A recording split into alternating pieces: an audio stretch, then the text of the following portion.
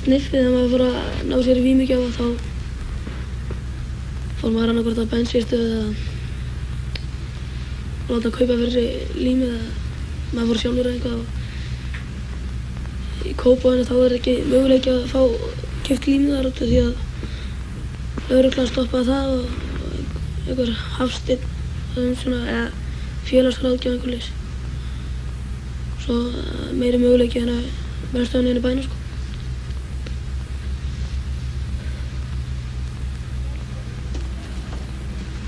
Frekar sniffið byggist eiginlega upp á því að komast í vímu og með jöfnum tegundum bensíni, þynni, lími, aðalega bótalími. Það þýðir ekkert, það með hættulegast en það samt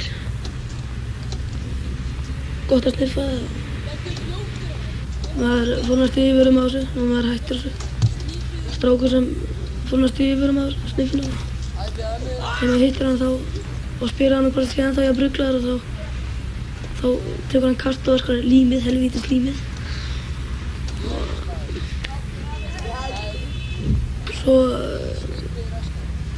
það var frekar svona út í hött sko að vera að sniffa þetta. Það eru dálítið margir sem í gasinu aðalega. Þeir dælaði bara beint ofan í sig.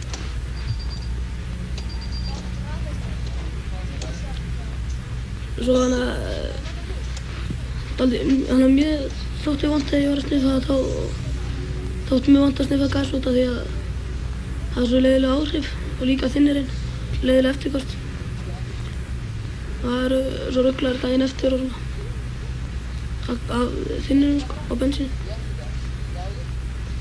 Og svo getur maður séð opsjónir af gasinu til dæmis. Og eins og að sniffa þá var einn okkur sem fannst þér að koma hlaupandi kall og hleypi gegnum auga á sér og hann í magan og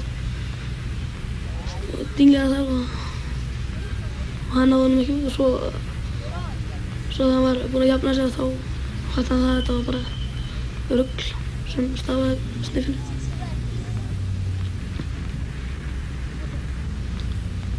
Af lögreglan hún tók einu svona okkur og nýbúin að kaupa bótalím og þá voru hún á Hlemm að sniffa og þá var sagt að við vorum að sniffa þar og við vorum,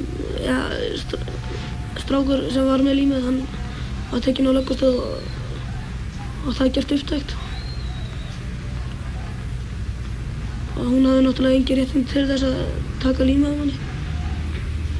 Það var engin réttindi til þess. Oi! Bang! Okay.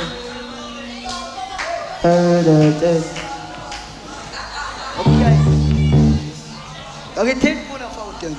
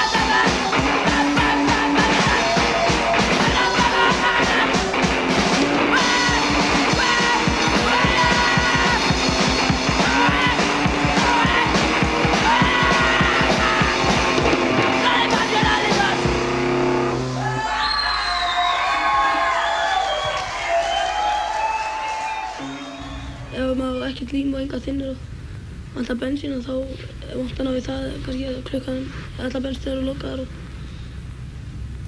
þá fer maður kannski að taka bensín af bíl eða eitthvað og sniffa það síðan.